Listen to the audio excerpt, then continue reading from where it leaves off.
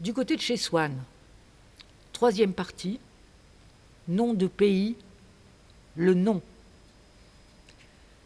Mes insomnies, au cours desquelles je me rappelais mes chambres d'autrefois, me ramenaient souvent à une chambre d'aspect totalement opposé à celle de Combray, celle du grand hôtel de la plage de Balbec, très moderne. Ce Balbec réel était très éloigné de l'image que je m'en faisais, impatient de découvrir les tempêtes de bord de mer lorsque Françoise m'emmenait jouer aux Champs-Élysées les jours de grand vent. Je rêvais de Balbec à cause de mes conversations avec le Grandin, qui évoquait cette station balnéaire comme la fin extrême de la terre française, en face du royaume de la mer. Monsieur Swann, à qui j'avais demandé si Balbec était l'observatoire idéal pour les tempêtes en mer, me parla de sa curieuse église du XIIe siècle, d'un style presque persan, et dans mon esprit Balbec, en conjonction avec la nature la plus sauvage, se mit à vivre au Moyen-Âge, mêlant tempête et gothique en un tableau épique. Je rêvais de prendre le train, de parcourir une Normandie couverte de villes aux noms tous plus attirants. Ce désir intense d'église gothique sur fond de tempête fut balayé par la décision prise par mes parents de m'envoyer pour Pâques en Italie du Nord, ce qui éveillait en moi un désir encore plus fort de soleil, de Florence et de Venise. Mon imagination était exaltée et les noms des villes où je me voyais déjà leur donnaient à chacune une personnalité unique. Ces noms étaient tous porteurs de rêves, d'images simples. Ces rêves d'Italie, de Florence, de Pise étaient comme un rêve d'amour. Et quand mon père choisit les dates en avril où nous partirions pour Venise, j'atteignis le comble de l'allégresse. Pour mieux ressentir cette extase, je me dévêtis dans ma chambre afin de mieux sentir l'air vénitien, l'air marin et tout ce que le nom de Venise contenait de promesses. Ainsi, non seulement j'attrapai une fièvre qui m'empêcha de partir, mais le médecin recommanda d'éviter tout voyage et toute cause d'excitation pendant au moins 1 an. Il défendit aussi qu'on me permette d'aller voir la Berma au théâtre, ce qui m'aurait consolé. À la place, et à mon grand désespoir, on m'envoya jouer régulièrement aux Champs-Élysées sous la surveillance de Françoise qui nous avait suivis après la mort de ma tante Léonie. Un jour, pendant l'une de ces promenades ennuyeuses, j'entendis crier le nom de Gilberte, la fille de Swann. Et maintenant, chaque jour, j'attendais impatiemment d'aller aux Champs-Élysées en espérant que Gilberte y fût aussi. Elle n'y était pas toujours et lorsqu'elle était là, j'espérais être invité à joindre ces jeux, ce qui finit par arriver. Je guettais à présent le temps, suivant les saisons, tâchant de deviner si Gilberte viendrait jouer. Un jour de neige, nous nous retrouvâmes seuls, avant que le reste de sa bande n'arrivât, et ce hasard si heureux me donna l'espoir d'une amitié florissante entre nous. Je pensais tout le temps à elle. J'écrivais son nom à longueur de cahier.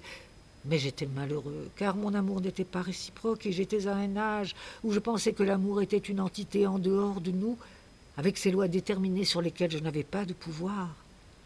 Mais à chaque fois que je retrouvais Gilberte, elle agissait comme une simple camarade de jeu. Je me résignais alors à attendre la prochaine rencontre pour pouvoir faire progresser notre amour.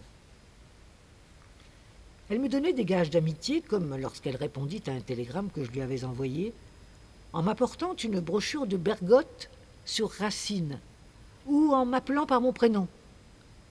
Parfois, elle me faisait de la peine en me montrant, qui plus est en me disant, qu'elle était bien contente de ne pas me voir, ayant mieux à faire ce jour-là. Parfois, son père venait la chercher. Mes parents ne le voyaient plus, et il agissait comme s'il ne me reconnaissait pas. Et lui, qui ne m'avait en rien intrigué du temps où il fréquentait ma famille, il m'apparaissait maintenant comme un personnage historique, un personnage important ayant des contacts avec les grands de ce monde. Mais surtout, il était le père de Gilberte. Pendant ce temps, Gilberte se dérobait et je ne pouvais pas lui déclarer mon amour. J'imaginais la lettre qu'elle m'enverrait sous peu et qui éluciderait toutes ses reculades vis-à-vis de moi. Mais comme je savais qu'en vérité cette lettre n'était écrite que par moi-même, Je n'avais que le recours de me jeter sur une page non pas écrite par Gilberte, mais envoyée par elle, un écrit de Bergotte sur la mythologie dont Racine s'était inspiré, et ce texte m'aidait à justifier ma passion, comme Swann avait trouvé une justification esthétique à sa passion pour Odette. Quant à Bergotte, ce sage vieillard, je l'aimais à présent surtout à cause de Gilberte. Pourtant, je me rendais bien compte que les seuls sentiments de Gilberte pour moi n'étaient que de l'indifférence et que, dans notre amour, moi seul aimais. Je répétais sans cesse le nom de la rue où elle habitait. Je faisais prononcer le nom de Swann à mes parents le plus souvent possible. Je faisais aussi l'éloge de la vieille dame qui lisait le journal aux Champs-Élysées, connaissance de Gilberte, jusqu'au moment où, ayant obtenu son nom, je le répétais à ma mère qui, par hasard, la connaissait et la trouvait extrêmement vulgaire. J'essayais d'imiter Swann. Un soir, ma mère raconta qu'elle l'avait rencontré dans le magasin Les Trois Quartiers et qu'ils avaient fait tous les deux comme s'ils n'étaient pas en froid. Mais elle craignait qu'on ne la pousse à un réchauffement de leur amitié alors qu'elle ne voulait vraiment pas avoir à fréquenter Madame Swann. Swann, durant cette rencontre, lui avait dit que je jouais avec sa fille. Il m'avait donc reconnu.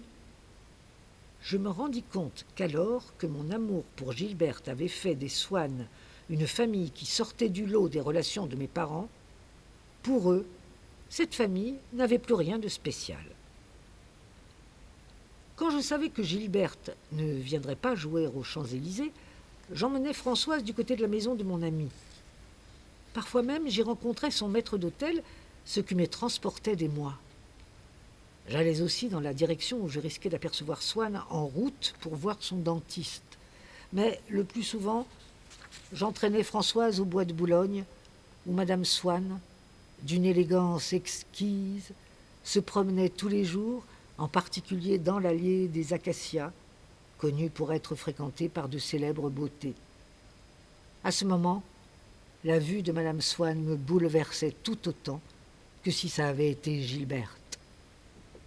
À un moment, en effet, c'est dans l'allée des piétons marchant vers nous que j'apercevais Madame Swann, laissant s'étaler derrière elle la longue traîne de sa robe mauve, vêtue comme le peuple imagine les reines, d'étoffes et de riches atours que les autres femmes ne portaient pas, abaissant parfois son regard sur la manche de son ombrelle, faisant peu attention aux personnes qui passaient, comme si sa grande affaire et son but avaient été de prendre de l'exercice, sans penser qu'elle était vue et que toutes les têtes étaient tournées vers elle. Parfois, pourtant, quand elle s'était retournée pour appeler son lévrier, elle jetait imperceptiblement un regard circulaire autour d'elle. Madame Swann souriait aux messieurs qui interprétaient ce sourire majestueux selon les rapports qu'ils avaient eus avec elle du temps où elle n'était qu'une cocotte. Elle irradiait. Ce bois de Boulogne féerique, je l'ai retrouvé récemment, en novembre. Mais malgré la splendeur des feuillages d'automne, les belles d'autrefois, parmi lesquelles la plus resplendissante était Madame Swann, ont été remplacées par des silhouettes modernes, vulgaires. L'élégance n'existe plus. Je revis quelques femmes de l'ancien temps, à présent devenues l'ombre de ce qu'elles avaient été. Essayer sur place de retrouver un tableau dans sa mémoire n'est que peine perdue. Les lieux que nous avons connus n'appartiennent pas qu'au monde de l'espace où nous les situons pour plus de facilité. Ils n'étaient qu'une mince tranche au milieu d'impressions contiguës qui formaient notre vie d'alors. Le souvenir d'une certaine image n'est que le regret d'un certain instant. Et les maisons, les routes, les avenues sont fugitives, hélas, comme les années.